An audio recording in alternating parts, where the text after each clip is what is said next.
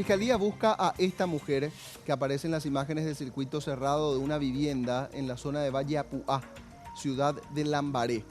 Esta sería la mujer que dejó a la criatura de tan solo 2 días. Obviamente salió de la casa quizá con el propósito de hacerlo sin que fuera plenamente identificada. Podemos difícilmente identificar su rostro. Sí tenía una capucha.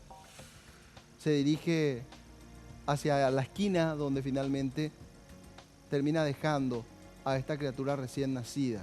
Por fortuna, una comerciante logró ubicar a la bebé y directamente la llevó hasta el centro asistencial para que reciba las primeras atenciones.